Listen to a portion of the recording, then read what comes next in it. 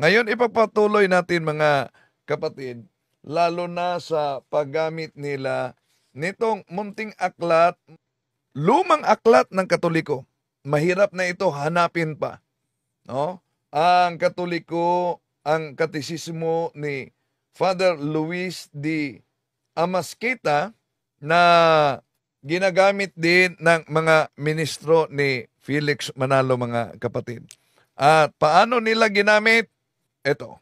Munting aklat Katoliko. Ang pamagat po ay katisismo. Ito po ay tinagalog ng paring si Luis de Amezquita. Pakinggan po ninyo ang kanyang sinasabi dito sa pahina 79 pagkatapos po at 82. Pagbangon mo sa banig, sabi, natutulog ka. Gusto kasi banig noon no?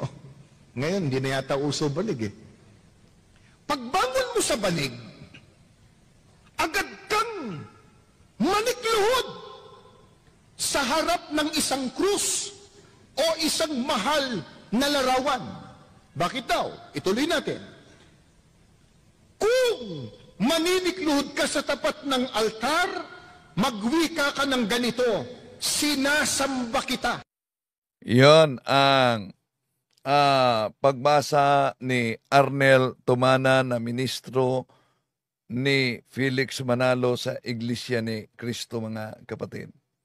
Sa paggamit nila nitong napakalumang munting katisismo ng simbahang Katoliko. Pero alam niyo ba na may pandarayang ginawa dito ang ministro ni Felix Manalo, kung saan ang referensya na isinulat ni Father Luis D. Amasquita ay nagiging diferensya. Bakit? Ang ginawa nila ay kumuha sila ng putol na konteksto mula sa magkaibang pahina. Tapos, pinagtagpi-tagpi nila, dinugtong nila para magiging konteksto. Kaya tuloy lumabas na sinasamba nga ng mga Katoliko ang cross na may imahe. Pakita natin ang binasa ni Tumanan, una ang pahina 79 sa munting katisismo na ito. Pagbangon mo sa banig, ay agad kang manikluhod sa harap ng isang krus o sa isang mahal na larawan. At idinugtong dito ang pahina 82. Ito ang idinugtong niya. Pansinin ninyo. Kung manikluhod ka sa tapat ng altar, magwika ka ng ganito, sinasamba kita. Kaya nga, narinig niyo, yung sabi niya, munting aklat Katoliko. Ang pamagat po ay katisismo. Ito po ay tinagalog ng paring si Luis de Amezquita. Pakinggan po ninyo ang kanyang sinasabi dito sa pahina 79 pagkatapos po at 82. Pagbangon mo sa banig, sabi, natutulog ka. Gusto kasi banig noon no? Ngayon, hindi na yata uso banig Pagbangon mo sa banig, agad kang manikluhod sa harap ng isang krus o isang mahal na larawan.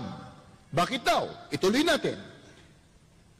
Kung maninikluhod ka sa tapat ng altar, magwika ka ng ganito, sinasamba kita. Ito ang pinakita niya sa TV screen, mga kapatid. Pinagtagpi-tagpi nila. Ito ang binasa. Pagbangon mo sa banig, ay agad kang manikluhod sa harap ng isang krus o isang mahal na larawan. Kung manikluhod ka sa tapat ng altar, magwika ka ng ganito, sinasamba kita. Pero pakita ko muna yung nakasulat. Oh, dahil pinutol nila at pinagtagpi-tagpi lang para ipalitaw na ayon sa aklat na ito, ubay, sinasamba din Diyos talaga. Ito ang mabasa, mga kapatid. Oh. Pagbangon mo sa banig, ay agad kang manikluhod sa harap ng isang krus o isang mahal na larawan. Yun, pinutol na nila hanggang dyan lang. Pagkatapos, idinugtong nila yung pahina 82, sinasamba kita. May karugtong pa. Mangyaring mag-antanda ka muna at saka magdasal ng tatlong ama namin. Sa Santissima Trinidad, sa Diyos Ama ay hihingi ka ng pananampalataya, 10 ng pag-alala nang di mo siya makalimutan. Sa Diyos Anak ay daraing ka ng pananalig at pati pa naman ng bait. Yun ang iniwasan nila pagkatapos pinagtagpi-tagpi na yung mabasa na sinasamba kita. Pero nakita nyo, diyan malinaw na pinipiki, dinadaraya nila yung nakasulat sa aklat ni Padre Amisketa, mga kapatid, sa katisismo, na pinalitaw nila dahil ang nakasulat sa pagbangon mo sa banig, agad kang manikluhod sa isang krus o sa mahal na larawan. Kung manikluhod ka sa tapat ng altar, magwika ka ng ganito, sinasamba kita. Pero kung tingnan po natin, mga kapatid, pag-aralan natin, ano ba talaga ang nakalagay sa pahina 79 at pahina 82? Ito ang nakalagay, mga kapatid. Pansinin ninyo. Sa pagbangon mo sa banig, ay agad kang manikluhod sa harap ng isang krus o sa isang mahal na larawan. Mangyaring mag-antanda ka muna at saka magdasal ng tatlong ama namin. Sa Santissima Trinidad, sa Diyos Ama, ay hihingi ka ng pananampalataya. Yun ang nakasulat. Pinutol nila yan, pagkatapos idinugtong nila ang sa pahina 82. Pero sa pahina 79, nasaan ang salitang sinasamba kita? Wala po. Tunay ngang minadjik ng ministro ni Felix Manalo, mga kapatid. Pinagputol-putol nila at pinagtagpi-tagpi nila ang magkaibang pahina.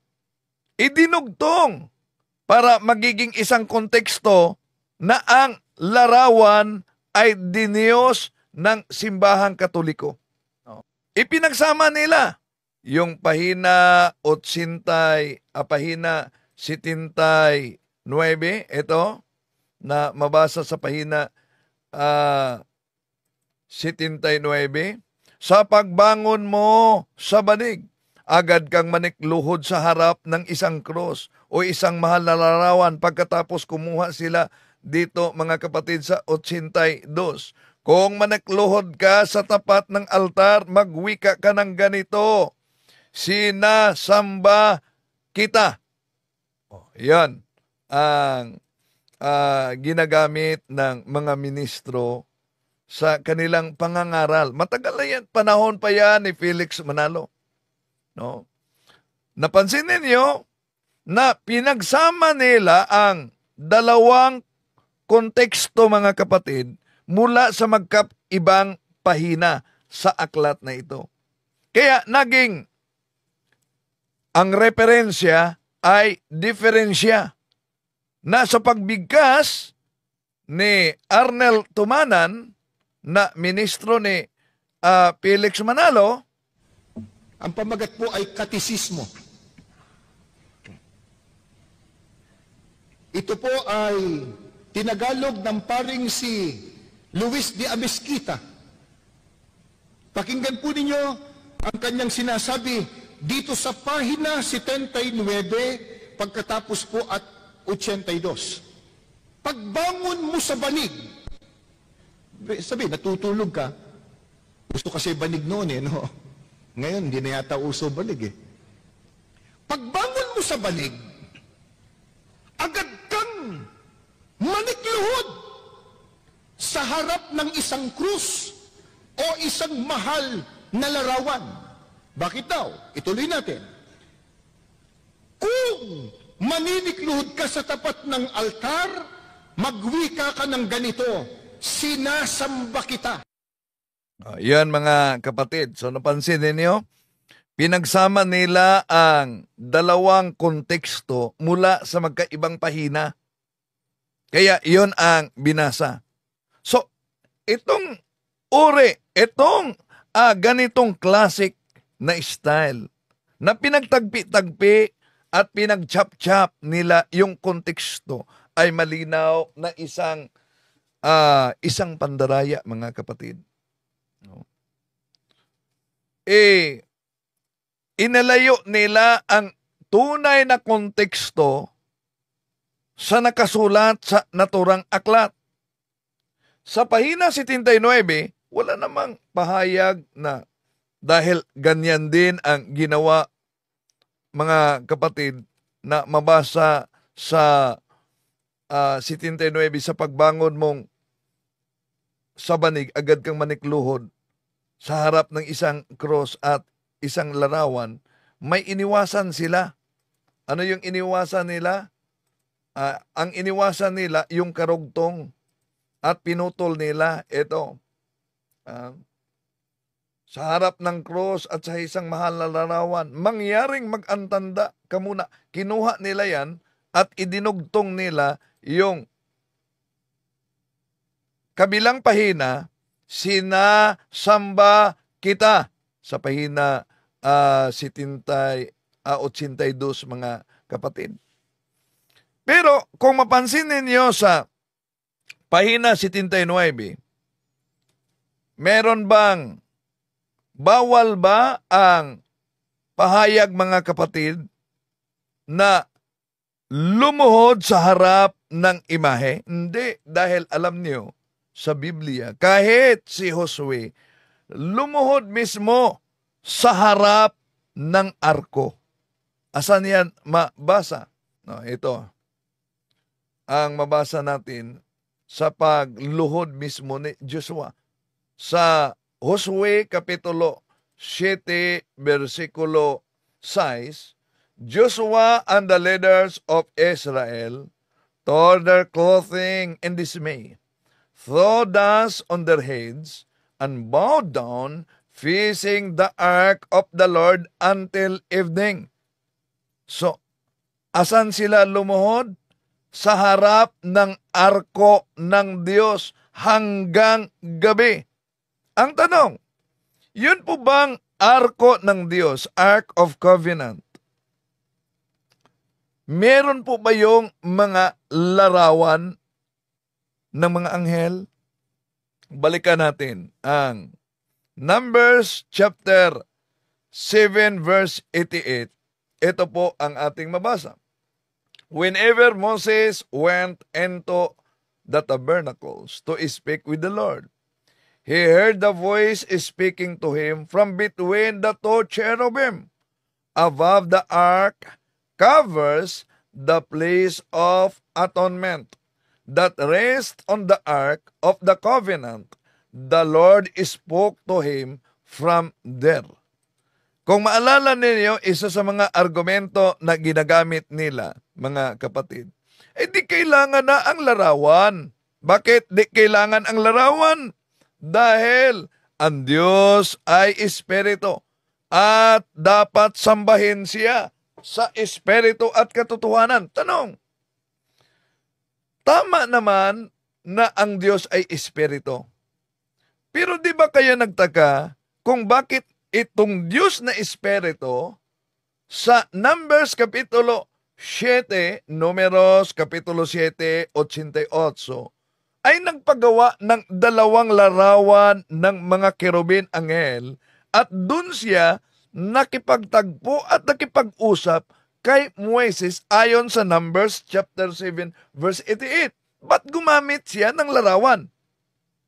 Larawan ng mga anghel. Kaya dito pa lang mga kapatid, malinaw na hindi bawal ang lahat na uri ng mga larawan. At balikan natin ang ginamit nila sa pahina 82. Walang binanggit, mga kapatid, dito na imahe o larawan. Ang binanggit ay altar. Kahit sabihin ng mga ministro ni Felix Manalo na ang altar ng mga Katoliko ay may larawan, may rebulto, abay, dinagdagan nila ang nakasulat sa aklat, mga kapatid. Dahil walang mabasang imahe, kundi may mabasang altar. Ibalik natin, pakinggan niyo maigi ang pahayag nitong ministro ni Felix Manalo. Munting Aklat Katoliko. Ang pamagat po ay katisismo. Ito po ay tinagalog ng paring si Luis de Amezquita. Pakinggan po ninyo ang kanyang sinasabi dito sa pahina 79 pagkatapos po at 82. Pagbangon mo sa banig, sabi, natutulog ka. Gusto kasi banig noon no? Ngayon, hindi na yata uso banig Pagbangon mo sa banig, agad kang manikluhod sa harap ng isang krus o isang mahal na larawan. Bakit daw? Ituloy natin. Kung maninikluhod ka sa tapat ng altar, magwika ka ng ganito, sinasamba kita. Iyon. Ang ginagamit nila, mga kapatid, pinagdugtong-dugtong nila ang nakasulat sa naturang aklat. Kaya mag-ingat talaga sa ganitong uri ng pangangatake gamit ang mga aklat ng simbahang Katoliko. At ito'y isa-isahin natin, ito'y sasagutin natin dahil alam niyo naman, ang kasinungalingan, pag palaging inulit-ulit, magbuka talagang parang katotohanan, lalo na sa ating mga kapatid na kulang ang kaalaman. Ang tanong, ang INC ba merong altar? Wala, di po ba? Sa Biblia ba, mga kapatid, may mabasa ba tayo na may propetang lumuhod sa harap ng altar habang nagdarasal? May mabasa ba? Wala. Tingnan po natin, silipin po natin yung nakasulat sa 1 Kings chapter 8 verse 54. Ito ang mabasa natin. When Solomon finished offering his entire prayer of petition to the Lord, he rose from before the altar of the Lord, where he had been kneeling with his hands outstretched toward heaven. See? Ano daw? Si Haring Solomon lumuhod sa harap ng altar. Kaya, yung pahayag sa pahina 82 ng Katisismo, mga kapatid, ay napaka-biblical na mabasa natin sa unang Hari, Kapitulo 8, versikulo 54. So, parehong nakaluhod sa harap ng altar at nagdarasal. Ano pa? Sa mga imahin na nasa altar, may mabasa ba tayo? Meron din tayong mabasa, mga kapatid. kung tingnan natin ang mabasa sa banal na kasulatan. Pero mag-ingat dahil, ulitin ko, ginagamit kasi nila yung konteksto na Juan 4:24 na ang Diyos ay sambahin sa espiritu at katotohanan. Tama yon. Pero may mabasa ba na bawal ang larawan ng mga banal? Hindi. Dahil Diyos mismo na nag-utos na ipinagbabawal ang mga Diyos-Diyosan sa Exodo Kapitulo 25:19. Exodo Kapitulo 20, versikulo 5, mga kapatid. Siya ang Diyos na nag-utos din. Naggagawa ng larawan ng mga anghel. Exodo 25:19-22. Kaya napakalinaw po mga kapatid na isang uring bandaraya para makaluko o makalinlang ng mga inosente itong mga ngaral ng Iglesia ni Cristo, mga kapatid. Kaya atin lang sinagot gamit itong aklat na matagal na talagang ginagamit nila sa kanilang doktrina, mga kapatid. Di lang yan. Meron pang isang aklat Katoliko na ginagamit nila. At ano yung aklat na yan? Ito. Ang aklat na ito ay ang pamagat, siya ang inyong pakinggan, ang aral Katoliko. Na ang may akda ay si Father Enrique Demond Isvede.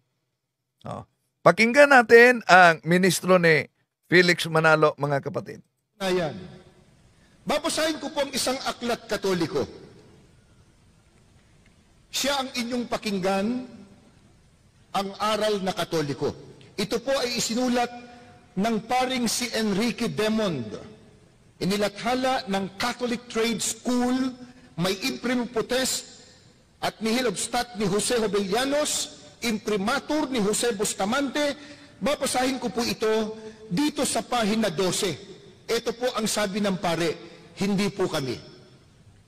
Kung ating sinasamba ang larawan ni Kristong napapako sa krus, dinadasal natin, sinasamba kita, pinupuri Panginoon kong Heso Kristo. Hindi po kami may sabi nun. Sabi ng pare, sa kinagisang relihiyon daw, pag sinasamba nila ang larawan ni Kristo, di sumasamba nga sa larawan.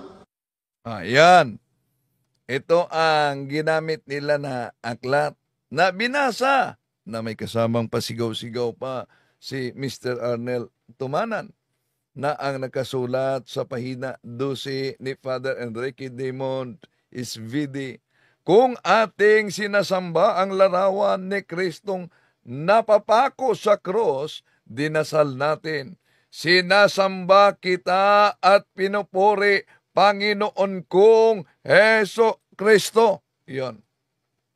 Kaya, sasabihin ng mga anti-katoliko, lalo na sa INC, na, di ba, kitang-kita sa aklat ninyo ang pag-amin ng pare otoridad katoliko na kayo'y sumasamba sa larawan. At malinaw ito sa aklat ng Katoliko. Kaya, ating lilinawin, mga kapatid, dahil ang daming na biktima, no? Sandali. Dapat, Bro Windel, hinamon mo din yan ng mayabang na ministro na si Arnel Tumanan, pati na ng public debate. Well, open po tayo. No? Open po tayo sa public debate. Pero dahil kung maalala ninyo, naghamon yung si Michael Sandoval kay Eliseo Soriano. May kondisyon siya. May mga kondisyon siya na ibinigay. Kaya, nagbigay din tayo ng kondisyon. Anong kondisyon natin? Payag ba sila sa public debate na walang kasama na taga-bigay ng aklat sa debate? Di pa yan nangyari kasi, mga kapatid. Dahil, pag may public debate ang INC, dapat may kasama talaga sila na taga-check ng referensya kung ano na ang nabasa. Kitang-kita ko yan dahil ilang bisis na ako nakaharap ng debate ng INC. at naka-assist kay Father Darwin. May taga-check, may taga-bigay. Oo. Pero, payag ba kaya sila? No? Sandali Sir, paano niyo masisiguro na nasa larawan o rebulto na inaukulan niyo ay siya nga? Oh. Una, ang rebulto o larawan ay sumisimbolo lang. Halimbawa, Exodo Kapitulo 25:19. Ituloy si 22. Anong mabasa? Na sa gitna ng dalawang kerubin, ito'y nagpaalala sa presensya ng Diyos. Tanong, ano ba ang Diyos? Kerubin? Hindi. Yung larawan, nagpaalala lang sa presensya niya. Alam niyo ba, kahit nga si Felix Manalo, may larawan, may medalya pa. Di ba? Oh, may medalya pa si Felix Manalo. Okay. Ito isa sa mga referensya at sinasabi nila, ito mabasa sa referensya ng Simbahang Katoliko na diferensya ang resulta, mga kapatid. Dahil una, yung sinabi ni Father Enrique Dimon sa referensya na ginagamit ng mga ministro ni Felix Manalo pa ulit-ulit na sa kanilang mga propaganda, sa kanilang pasugo magazine, sa kanilang television, sa kanilang mga pandoktrina, mga kapatid, na sinabi ng pare sa sulat na sinasamba ang larawan ay yung tinutukoy diyan, mga kapatid, ay yung persona o yung tao na rumirepresenta sa larawan. At iyon ay ang ating Panginoong Hesukristo na nasa langit ang sinasamba.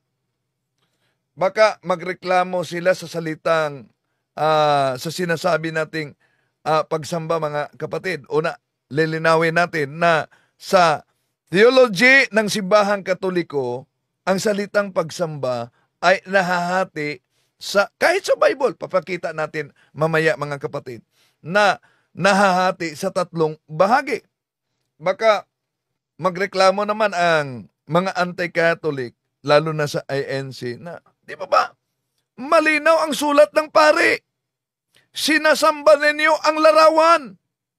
Ipalusot lang ninyo na kinukontra ninyo ang aral ng pare ninyo. Sino ang nagsinungaling? Ikaw o ang pare ninyo? Lulusot pa kayong mga Katoliko? Iyon, posible ang palusot nila, mga kapatid. Kaya, lilinawin natin ito. Sasagutin natin punto por punto. Una, ang larawan ay sumisimbolo lang sa tao na rumerepresenta sa larawan mismo. Kung tandaan natin. At noong sinulat ng pare sa referensyang ito, ginamit ni Father Enrique Dimon yung old meaning ng Old Tagalog, lumang Tagalog, na salitang pagsamba noong kapanahunan niya. So, meaning, the reference must be interpreted according to the context in which it emerged.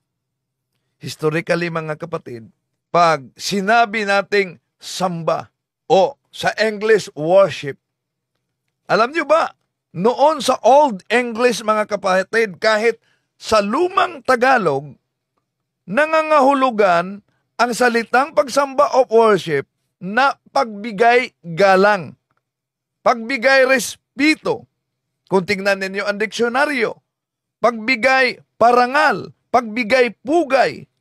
At ang mga ito ay ibinigay, mga kapatid, sa isang tao o kaya sa isang larawan, hindi ibig sabihin na diniyos na ang naturang santo dahil iginagalang ang kaniyang larawan. Hindi po, mga kapatid. At mas lalo, itong halimbawa sa Biblia, direktang mabanggit yung salitang pagsamba. Asan yon?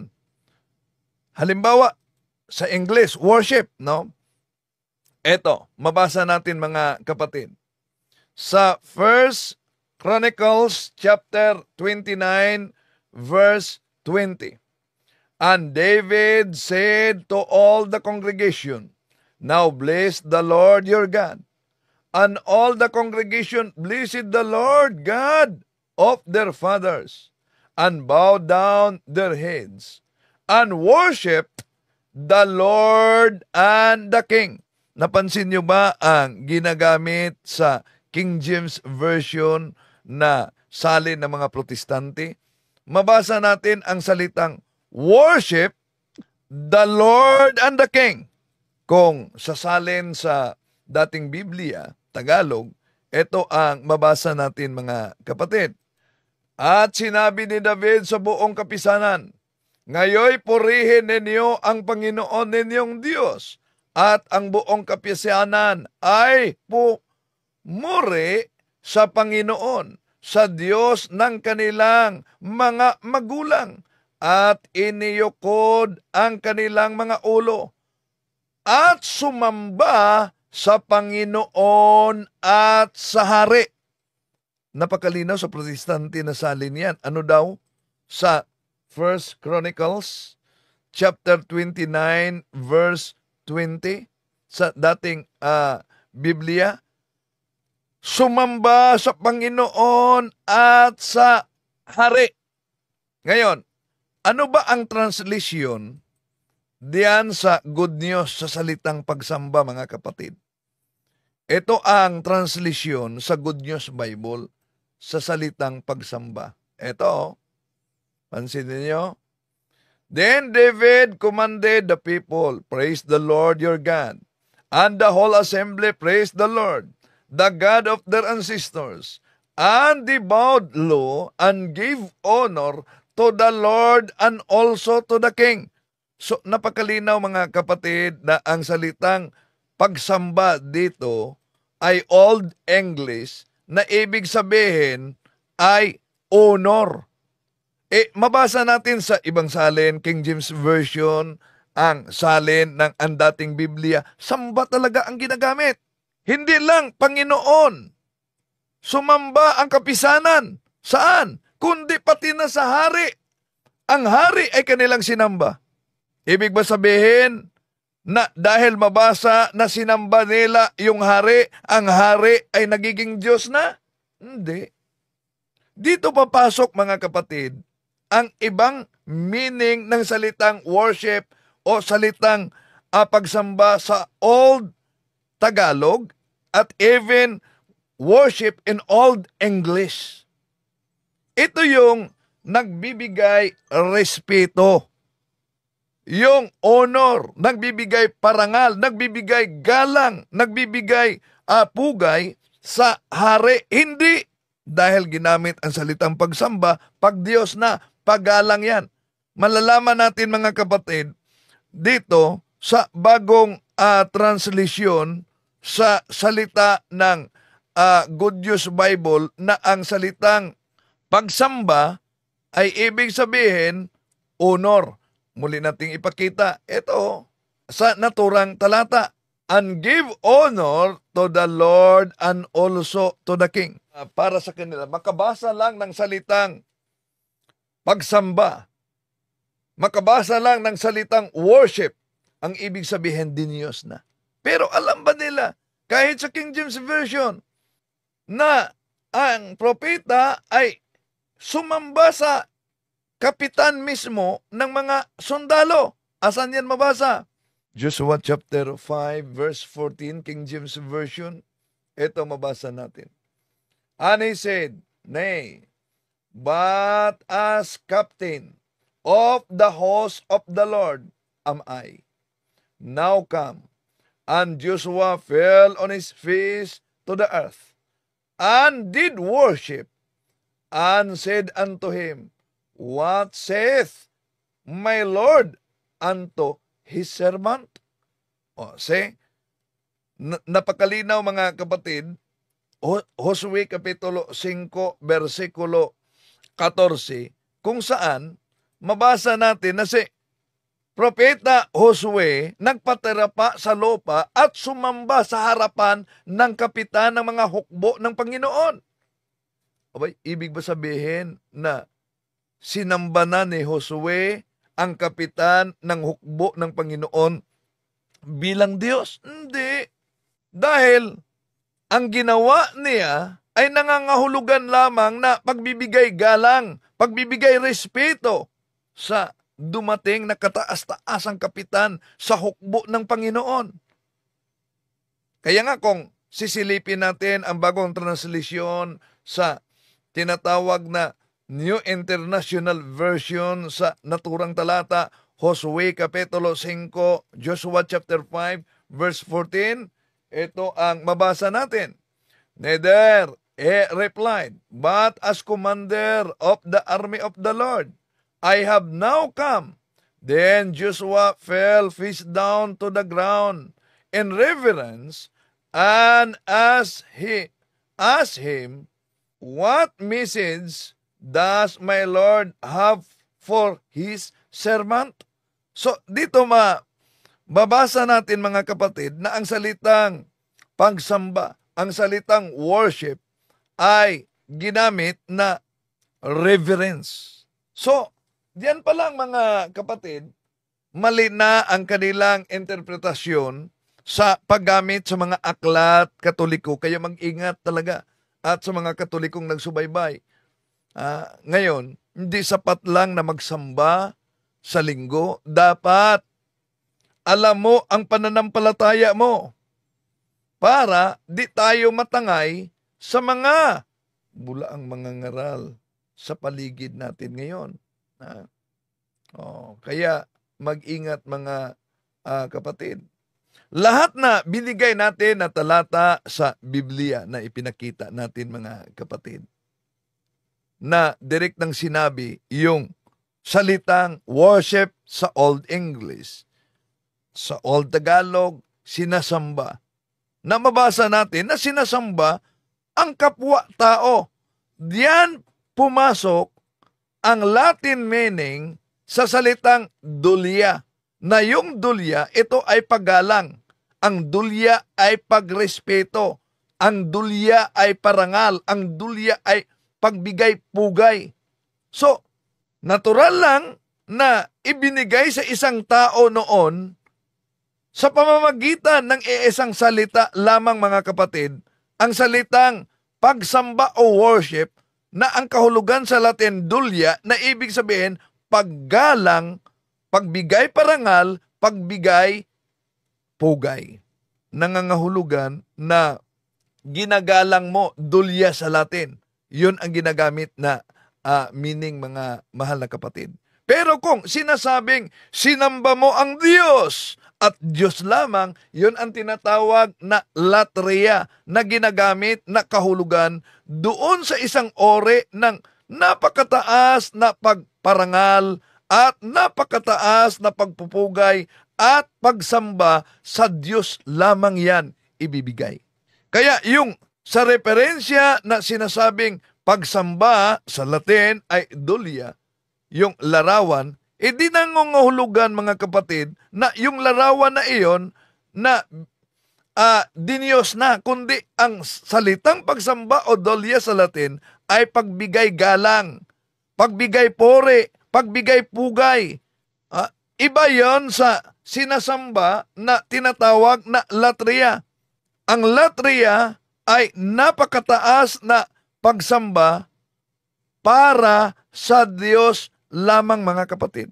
So nilinaw yan sa universal teaching ng simbahang Katoliko. At yung sinabi nila, dami tayong mga sinasamba na mga Diyos-Diyosan, mali po yan. Bakit mali?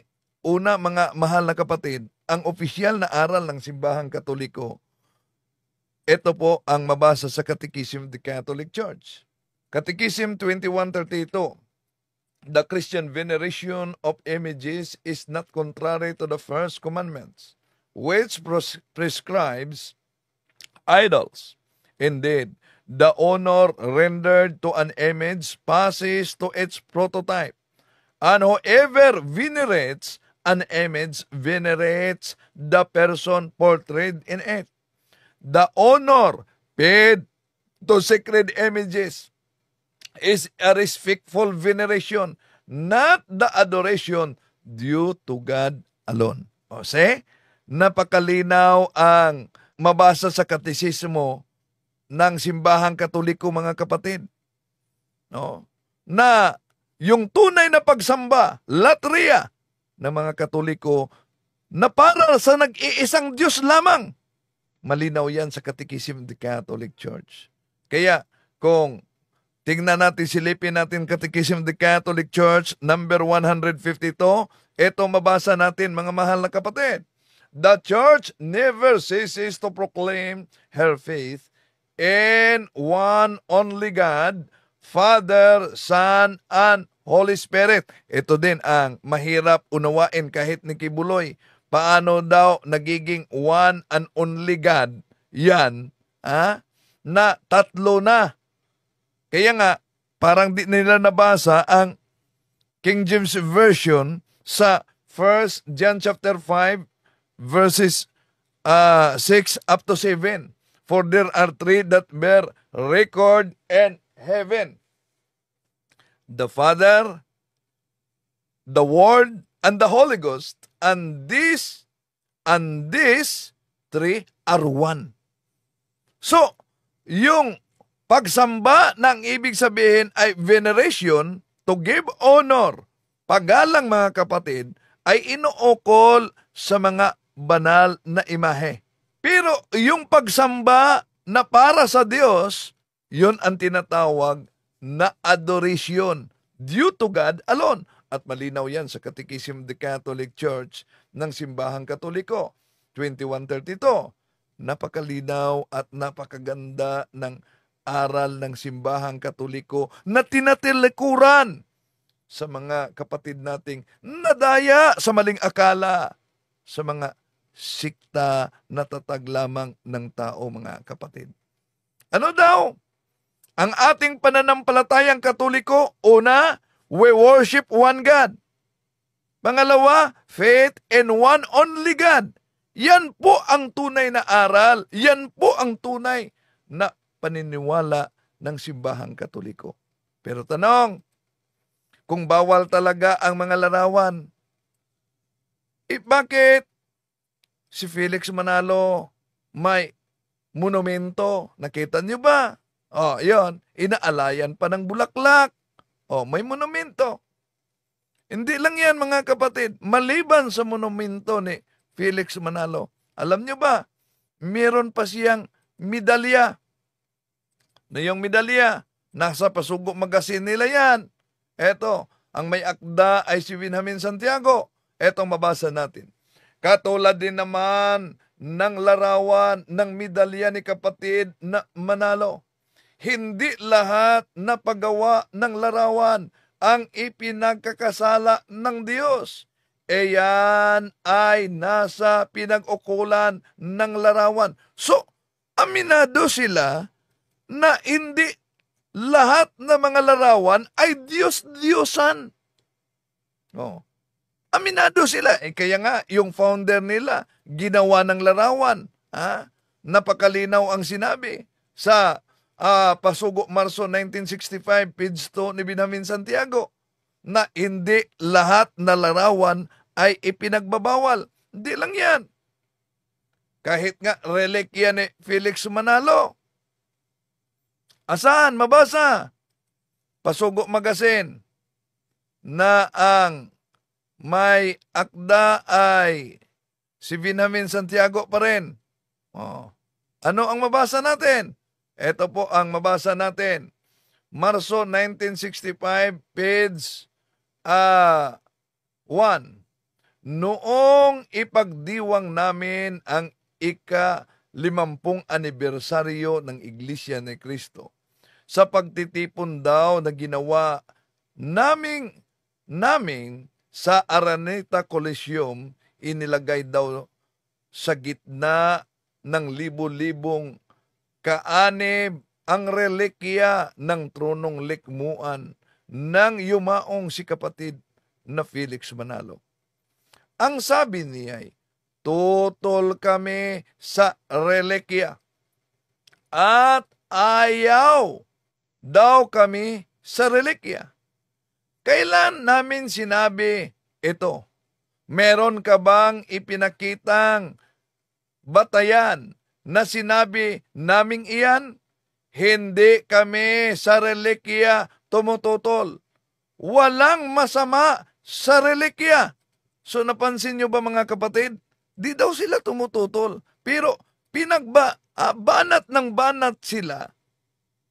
Binanatan nila ang relikya ng simbahang Katoliko. Pero pag relikya ni Felix Manalo, abay, di daw sila tutol.